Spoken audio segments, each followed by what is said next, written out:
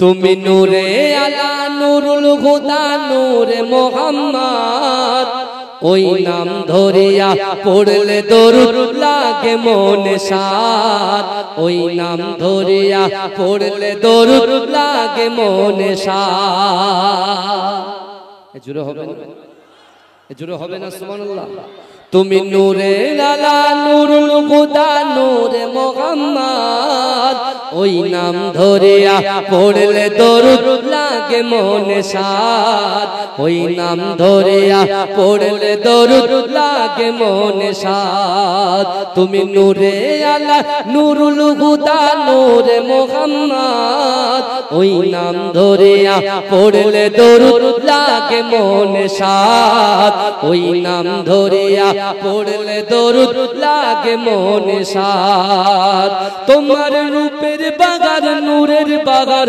এতই আলোময় সেই আলোই হলো আদার আলো সারা দুনিয়ায় তোমার রূপে গড়া তোমার রূপে গড়া ওই আকাশের স্বর্ণমাখা চাঁদ এই নাম ধরিয়া পড়লে দরুদ লাগে মনে সাদ এই নাম ধরিয়া পড়লে দরুদ লাগে মনে সাদ তুমি নূরে আলা নূরুল হুদা নূরে মোহাম্মদ এই নাম ধরিয়া পড়লে দরুদ লাগে মনে সাদ এই নাম ধরিয়া পড়লে দরুদ লাগে মনে সাদ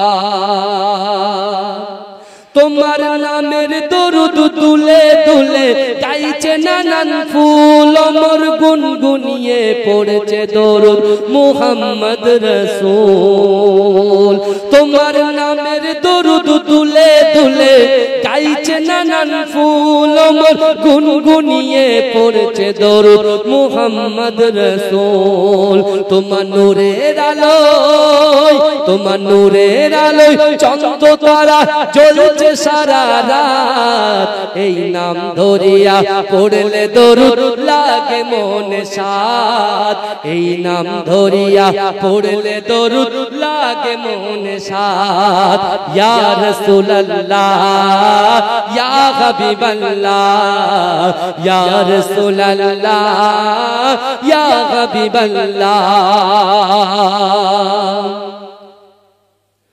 তোমার ইশকে নবী পাগল হলো तमाम সৃষ্টি কুল তোমার উম্মত হয়ে ধন্য হলো तमाम মাখলুক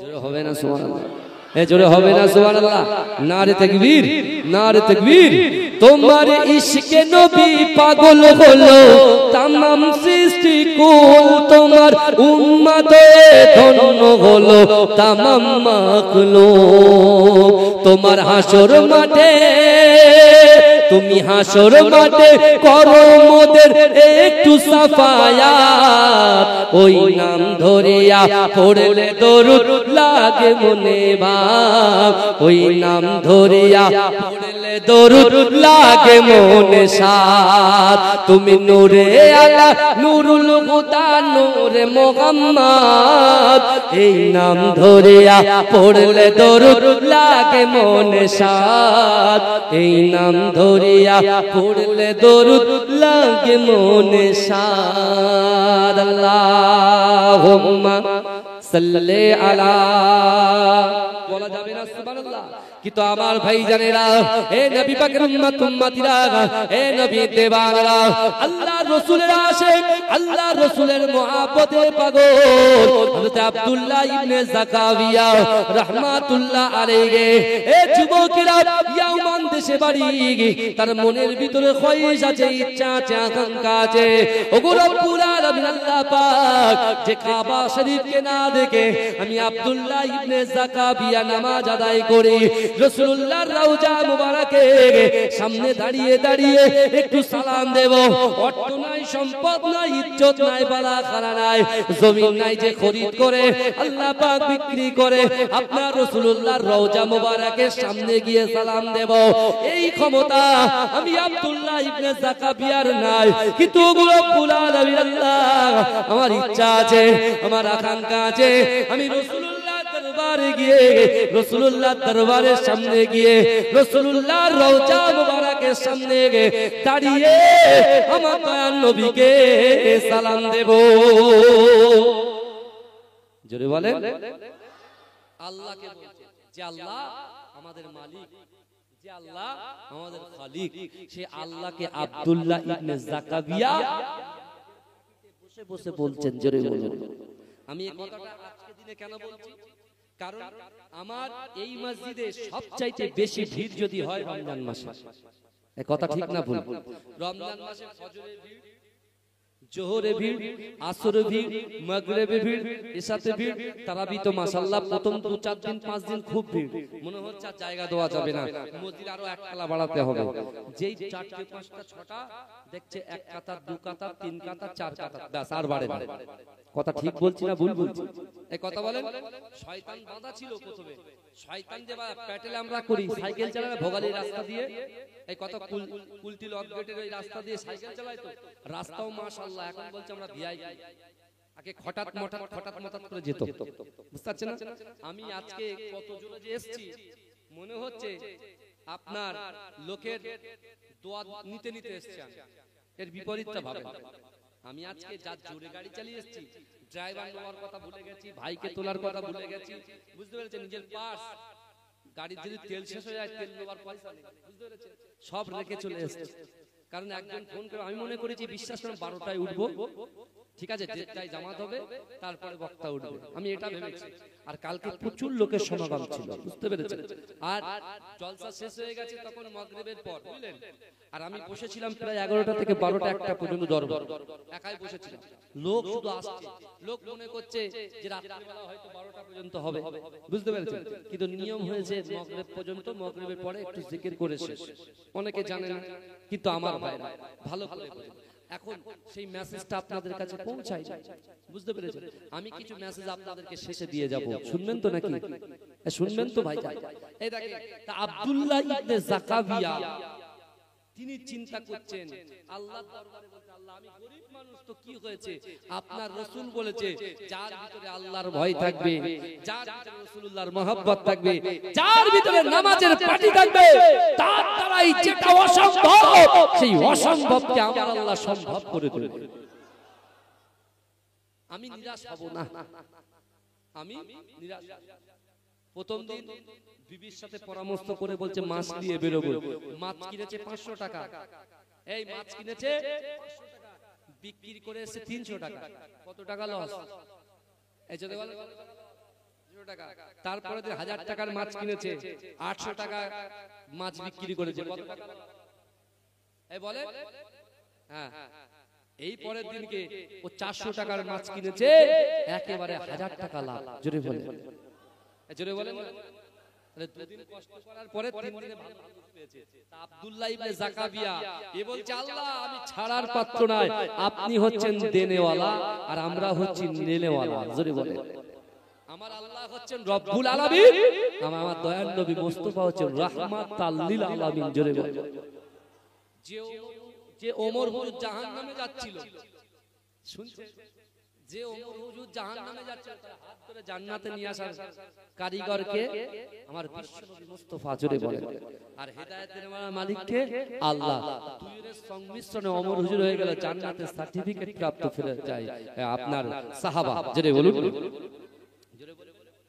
জাকাবিয়া বলছে নামাজের পার্টিতে বলছে, এই কোন ক্লাবে বলে না, মাচাই বসে যেখানে আড্ডা মারে সেখানে বলে না, চায়ের দোকানে বলে না, ও নির্জনে আল্লাহর কোরআন নিয়ে বুকের সিনায় গেঁথে রেখেছে, সিনার মধ্যে চেপে রেখেছে।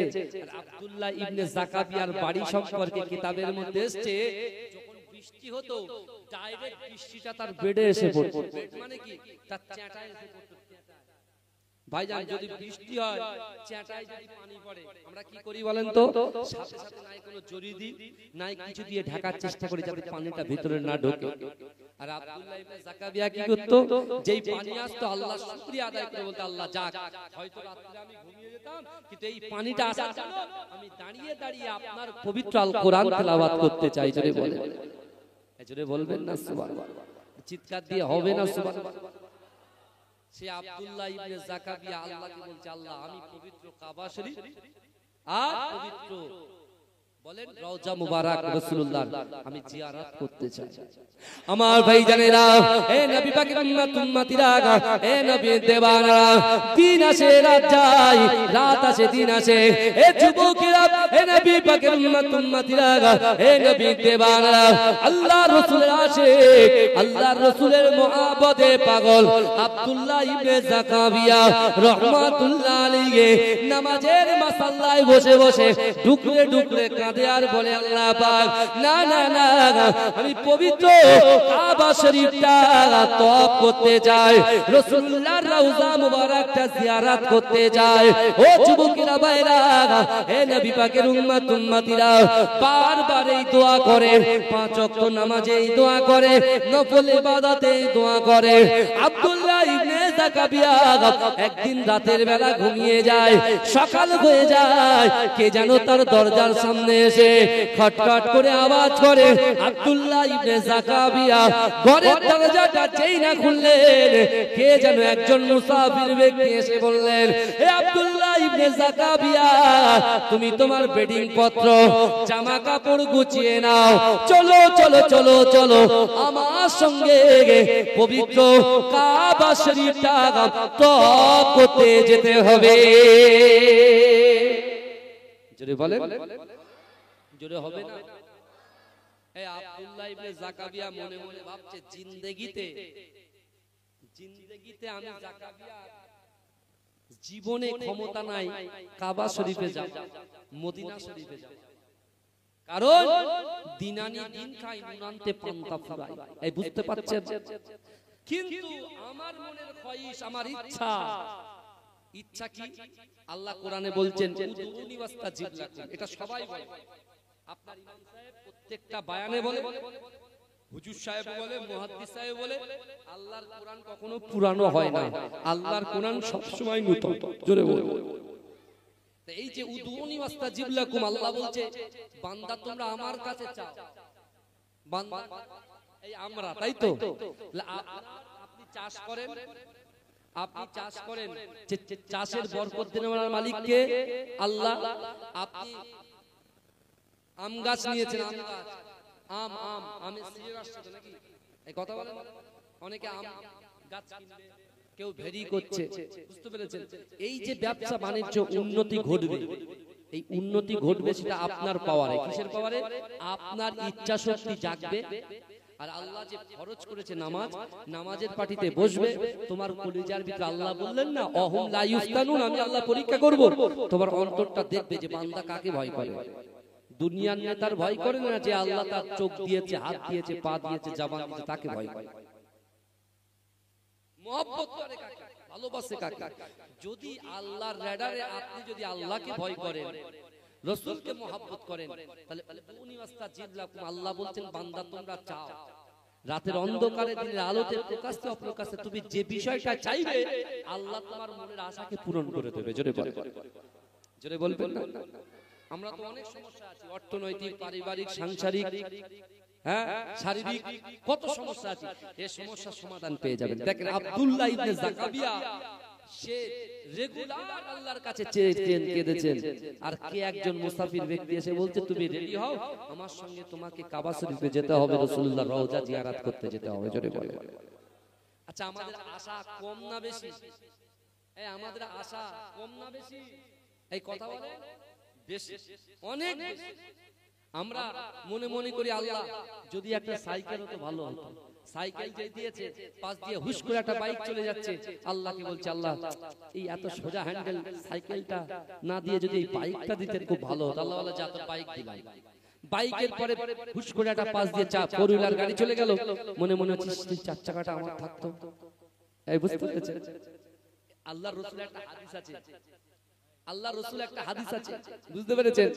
আল্লাহর রাসূল, এই কথাটা একটু সাইডে চলে আসে, অসুবিধা নেই তো?